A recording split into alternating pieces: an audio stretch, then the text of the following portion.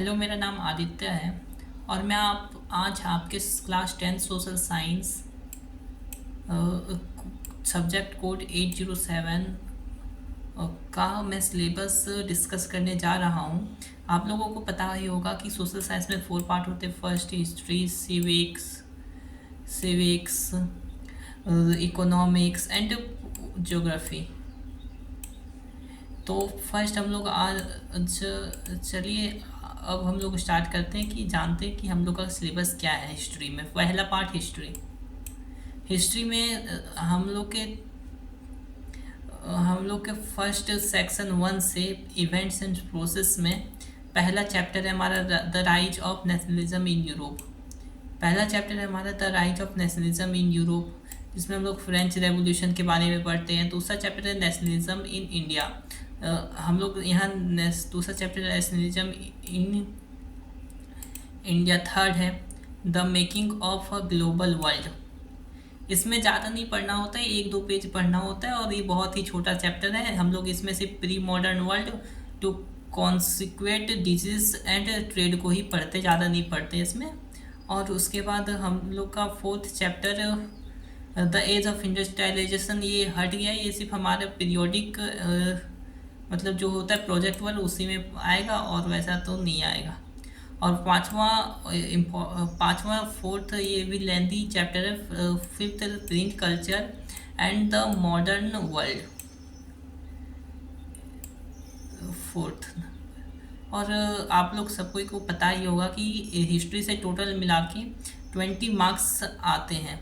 Total मिला के 20 marks आते हैं, जिसमें 18 मार्क्स का आप का थ्योरी होता है और 18 मार्क्स का थ्योरी होता है और 2 मार्क्स का आपका मैप होता है, जो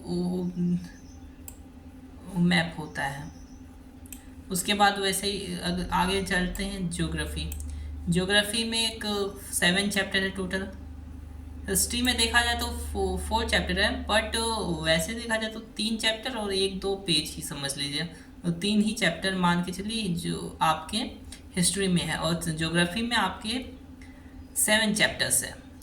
first resource and development, second forest and wildlife resources, third water resources, fourth agriculture, fifth minerals and energy resources, sixth manufacturing industries, seventh lifelines of national economy. और ये ना only map pointing to be evaluated in the board examination, इसमें सिर्फ map ही पूछा जाएगा। इसमें आपको chapter पढ़ने की कोई ज़रूरत नहीं है। और इसी तरह जैसे हम लोग का हिस्ट्री में 18 मार्क्स का थ्योरी आता है, वैसे ज्योग्राफी में हम लोग का 17 मार्क्स का थ्योरी आएगा प्लस 3 मार्क्स का मैप पॉइंटिंग होगा।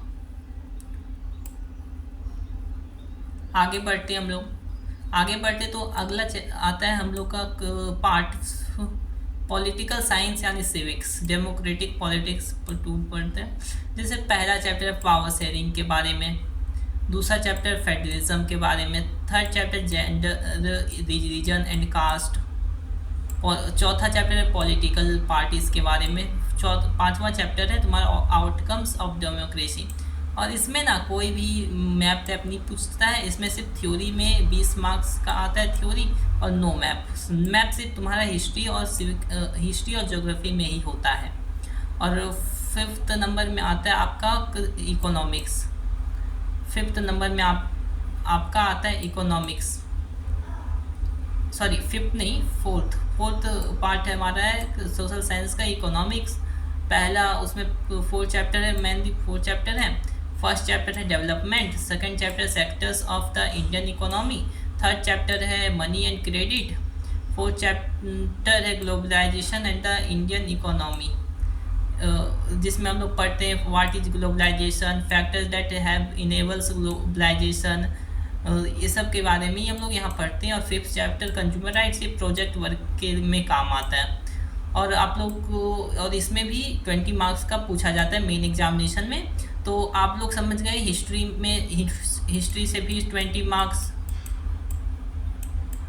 सिविक्स से भी 20 मार्क्स, ज्योग्राफी से भी 20 मार्क्स एंड सारे सब्जेक्ट से सारे पार्ट से 20 मार्क्स आते हैं और 4 पार्ट है यानी कि 80 मार्क्स। तो हम लोग का थ्योरी वाला पेपर 80 मार्क्स का होता है। आगे बढ़ते हैं, और यही बताया गया इसमें। आगे बढ़ते हैं।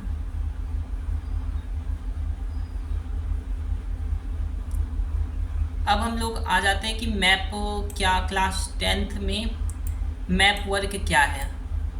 मैप हम लोग वहाँ मैप कौन क्या क्या मैप हम लोग करेंगे, मैप वर्क क्या है। जैसे हिस्ट्री में नेशनलिज्म इन इंडिया में ना, पहला मैप वर्क है 19 कांग्रेस सेशंस हेल्ड हुआ था ना, वही मैपिंग करना है कि कहाँ हुआ था। कोलकाता 1920 कोलकाता, 1920 नागपुर, 1927 मद्रास सेशन, ये सब को ही मैप करना है।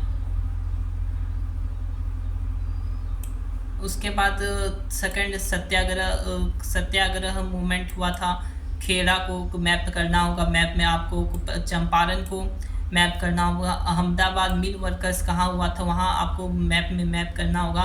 उसके बाद जलियांवाला बाग जो हुआ था ना नृत्य, वो कहाँ हुआ बाग। उसके बाद डांडी मार्च कहाँ हुआ था, उसको मैप करना होगा या रूट को मैप करना होगा। जियोग्राफी में आप ऐसे रिसोर्स एंड डेवलपमेंट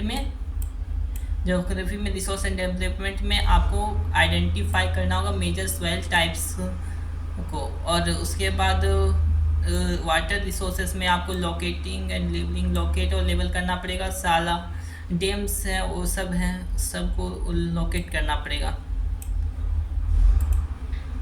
और उसके बाद एग्रीकल्चर में आपको मैप करना है major areas of rice and wheat, कहाँ ज़्यादा राइस और वीट उगता है, वो सब एरियाज़ को आपको मैप करना है मैप में।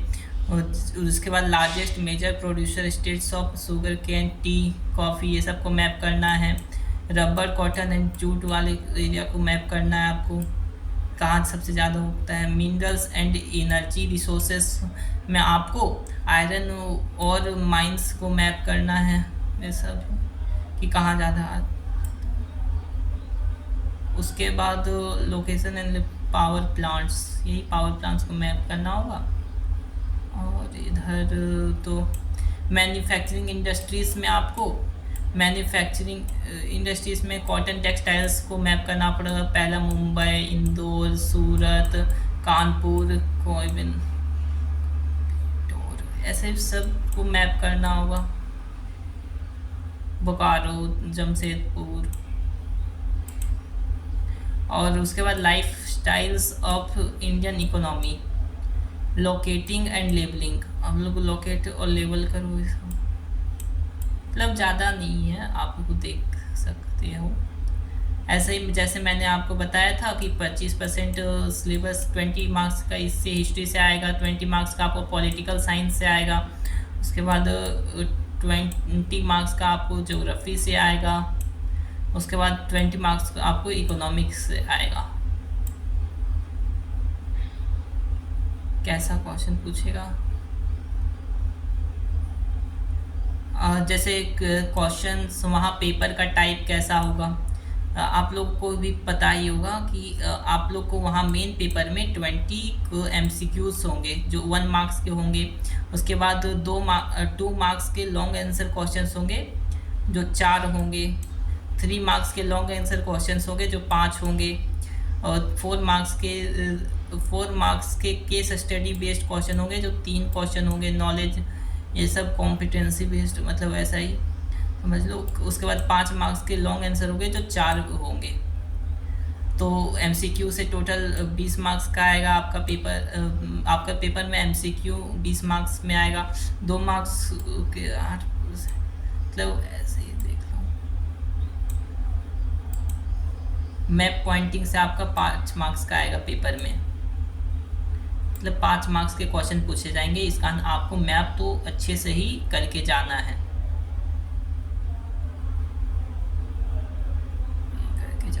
और इतना ही था। अगर आपको ऐसे और वीडियोस चाहिए सिलेबस के बारे में, अगर आप कहोगे तो मैं आपके सारे चैप्टर्स के नोट्स भी आपको प्रोवाइड कर सकता हूँ, आपको लेक्चर भी दे सकता हूँ कि कैसे पढ़ना है। आप अगर ये भी जानना चाहते हो कि किस मंथ में कौन कौन सा चैप्टर हो जाना चाहिए, आप वो भी हमको बोल सकते हो, मैं वो भी आपको बना के दूँगा। ऐसे ही हमारे यूट्यूब चैनल में देखते रहिए। और जो आपको डाउट हो आप प्लीज़ कमेंट सेक्शन में कमेंट कीजिए। आप चलो अब मैं आपको दिखा देता हूँ कि कौन कौन से आपको दिखा देता हूँ कि कौन कौन से चल जैसे क्लास 10th एनसीईआरटी बुक दिखा देता हूँ कि ग्लोबल वर्ल्ड में क्या कहाँ तक पढ़ना था।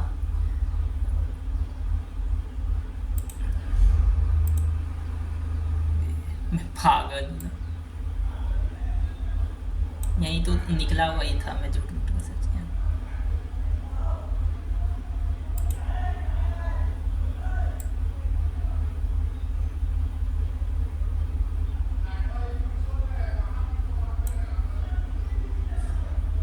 एक ग्लोबल वर्ल्ड में ना आपको कहाँ तक पढ़ना था, आपको यहीं तक पढ़ना है।